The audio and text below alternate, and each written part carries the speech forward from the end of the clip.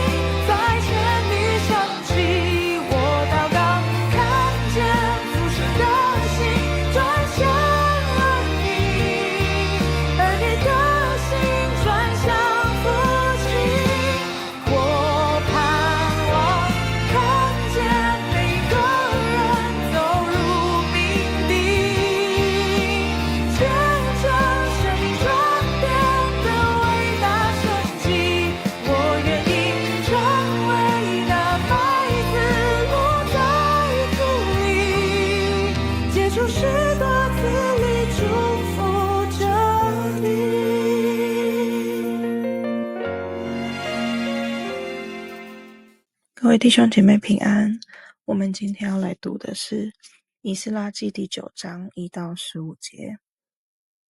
这事做完了，众首领来见我说，以色列民和祭司并利未人没有离绝迦南人、赫人、比利洗人、耶布斯人、亚门人、摩押人、埃及人、亚摩利人，仍效法这些国的民行可憎的事，因他们为自己和儿子娶了这些外邦女子为妻，以致圣洁的种类和这些国的民混杂，而且首领和官长在这事上为罪魁。我一听见这事，就撕裂衣服和外袍，拔了头发和胡须，惊惧忧闷而坐。凡为以色列神言语战兢的，都因这被掳归回之人所犯的罪，聚集到我这里来，我就惊惧忧闷而坐，直到献晚祭的时候。我们看1到4节，记载了这一群人来见以斯拉。他说，这事以后是什么事？就是回到耶路撒冷休息了3天，然后第4天把所有的物品定位登记清楚，于是以斯拉就开始献祭、敬拜等等这些事情做完了，于是以斯拉就开始工作了。以斯拉在波斯帝国是官员，我们用这个角度来看，也就是说以斯拉开始上班了。那以斯拉上班做什么呢？这里记载一件重要的事工，就是他接见了很多人。那这些人来找以斯拉做什么？就是他们告诉以斯拉，在地方上有许多人、许多领袖，他们娶了外邦女子，使得犹太人的纯正血统混乱了。于是来到以斯拉的面前，请以斯拉采取行动。好，再来我们要看第5节到第9节。那么以斯拉的反应是什么呢？我们来看第5节到第15节。接下来以斯拉就有一个很长很长的发自内心的祷告，我们一起来读。献晚祭的时候，我起来，心中愁苦，穿着撕裂的衣袍，双膝跪下，向耶和华我的神举手说：我的神啊，我抱愧蒙羞，不敢向我神仰面，因为我们的罪孽灭顶，我们的罪恶滔天，从我们列祖直到今日，我们的罪恶甚重。因我们的罪，我们和君王、祭司都交在外邦列王的手中，杀害、掳掠、抢夺，脸上蒙羞，正如今日的光景。现在耶和华我们的神暂且施恩于我们，给我们留些逃脱的人，使我们安稳如钉子钉在他的圣所。我们的神好光照我们的眼目，使我们在受辖之中稍微复兴。我们是奴仆，然而在受辖制之中，我们的神仍没有丢弃我们，在波斯王眼前向我们施恩，叫我们复兴，能重建我们神的殿，修其毁坏之处，使我们在犹大和耶路撒冷有强还。我们的神啊，既是如此，我们还有什么话可说呢？因为我们已经离弃你的命令，就是你借你仆人众先知所吩咐的说，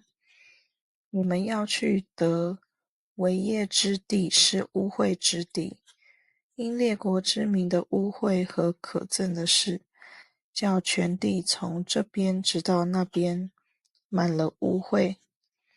所以不可将你们的女儿嫁给他们的儿子，也不可为你们的儿子娶他们的女儿，永不可求他们的平安和他们的利益。这样你们就可以强盛，吃这地的美物，并遗留这地给你们的子孙永远为业。神啊，我们因自己的恶行和大罪，遭遇了这一切的事，并且你刑罚我们，轻于我们罪所当得的，又给我们留下这些人，我们岂可再违背你的命令，与这行可憎之事的民结亲呢？若这样行，你岂不向我们发怒，将我们灭绝，以致没有一个剩下逃脱的人吗？耶和华以色列的神啊，因你是公义的，我们这剩下的人才得逃脱，正如今日的光景。看啊，我们在你面前有罪恶，因此无人在你面前站立得住。以斯拉站在一个波斯帝国犹太宗教的官员的角度，他晓知摩西的律法，他有官位跟权柄，他是奉波斯国王的命令回来的。换句话说，以斯拉可以一下子就处理这些人，不过他没有马上运用地上的国王给他的权柄，就是官员的权柄，他反而倒过来先祈求天上的大君王。这种态度让我们值得关注，因为他来到天上大君王的面前，向上帝祷告的时候，并不是高高在上的来指责这群百姓，而是先认罪。认什么罪呢？认他以及他的祖先的罪。换句话说，以斯拉知道自己没有置身事外，他体会这一群百姓犯罪的心态，他也知道这是一个不正确的行为，因为在他的祷告词里面多次引用摩西律法，对于不可娶外邦女子的这些规定，他非常了解摩西律法，他是文士，是祭司，也是官员，当然对摩西律法非常熟，所以他完完全全的了解百姓娶外邦女子的错误，所以在他的祷告词里面多次引用摩西五经，直接或是间接的引用摩西五经。那我们从以斯拉的这个祈祷文来看，学习到什么呢？我认为就是学习承认自己的错误。当自己面对自己犯下的错误，还有自己的群体犯下错误的时候，是应该要发自内心的悔改以及修正，而不是每次都可能请求上帝的原谅，但是没有真正从行为上改变。那这样只是把上帝的拯救视为很廉价的恩典，如同以色列人当初进入迦南地，是一群蒙神眷顾的人，神不停地给以色列人机会，但是他们并没有珍惜，而是继续走在神认为的最终，行神不喜悦的事情。所以我们应该要来学习以及思考自己在面对罪恶，以及甚至是自己的祖先或者是现在的群体，并不是你本人的罪恶。这个罪恶指的是神所不喜悦的事情。那你知道这件事情是神不喜悦的，那该如何将这件事情摆在祷告当中，然后祈求神的原谅以外，也求神能够帮助我们真正的离开这个罪恶神不喜悦的事情。那第二点我们值得思考的一件事情就是，在这一次就是第二次归回之前，已经有第一次归回。那第一次归回差不多是5万多人。那这一批第一次归回的人，距离现在已经有90年以上。换句话说，他们在耶路撒冷已经有了后代，不过就只是在归回的人当中，他们娶了外邦女子。从人的角度看来，其实这5万多人归回，娶当地的外邦女子，应该是情有可原，因为当时的人口分布的确是如此。回乡的人就这区5万人，当然有一些很可能会娶当地外邦的女子。不过在以斯拉的这个年代，这些事情其实影响很深远。那为什么不能够娶外邦的女子为妻呢？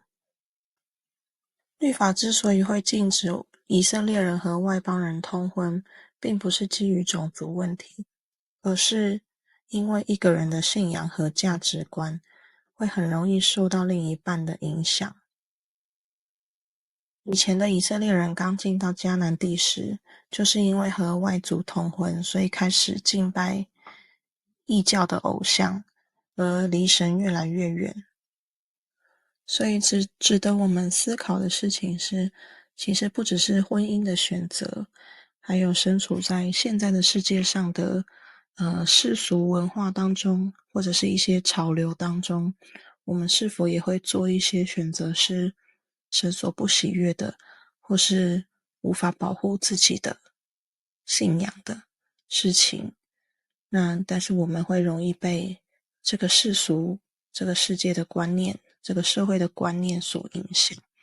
可能就会认为这样做也没关系啊，因为大家都这样做，现在的世界上、现在的社会上大家都是这样做。或是像以色列人这样子继续活在罪恶当中，因为他们也认为跟外族通婚也是没有什么关系的，因为人数就这么少，但不小心就触犯了神的律法以及诫命，活在这个罪恶以及危险的离罪很靠近的地方，没有办法保护自己，也让自己陷于跟神的距离越来越远的窘境。我们一起来祷告。亲爱的上帝，从今天的经文当中，我们看见以斯拉以及以色列人民的故事。主啊，求主保守我们都能够像以斯拉一样，而不要像以色列人一样，一直活在你所不喜悦的罪恶当中，还认为主的恩典会一直的与他们同在，所以没有关系。主让我们能够学习像以斯拉一样，在面对自己的错误或者是自己的群体，甚至是自己的祖先的错误的时候，我们能够站在破口当中向你祈求祷告，而不是第一时间互相指责。主啊，让我们能够在彼此的关系当中，也能够为彼此的罪献上祷告以及代求。主，我们知道不是上帝没有看顾以色列人，而是很多时候百姓自己选择错误的路，或是错误的选择，偏行旨意，所以以色列人一直以来到现在都是活在神所不喜悦的事情当中，得罪神。也求主保守我们能够有智慧，在现在的社会当中，我们也会遇到一些现在的价值观，或者是背离我们信仰的事情，更靠近现在世俗以及潮流文化的事情。主啊，保守我们能够有遵守你的诫命，也能够知道你是掌权这个世界的主。主啊，你是这个世界的主宰，你的话也是我们脚前的灯，路上的光，让我们时时能够日夜思想你的话语，在生活当中的每时每刻，我们都能够心思意念以及我们的行为举止都能够是不偏离你的旨意的，让我们能够远离那些罪恶。主啊，也让我们接纳这些罪恶的人，但是我们不接纳这些罪，远离这些罪，让我们也能够成为帮助周遭的弟兄姐妹能够更靠近你，远离罪恶的人。主啊，也求你让我们在我们的所犯下你所不喜悦的事情当中，我们能够正视以及修补我们跟上帝之间的关系，也求上帝给我们力量，能够在我们现在有的罪恶当中，知道要如何悔改向神。也求神的荣耀彰显在这个世界以及这个社会当中。我们看到这个社会当中有非常多的不公义以及不讨神喜悦的事情，主啊，都求你亲自来降下，亲自来将你的公义显明在这个世上，减少这个世界上的罪恶，以及越来越多是更愿意靠近你，愿意来认识你的人，你的羊。主啊，我们感谢你，我们将祷告奉靠主耶稣基督的圣名祈求，阿们。我活着不再为自己，用我成为你爱的器皿，父神，我愿与你同行同行，能与你一起微笑，一同流泪哭泣。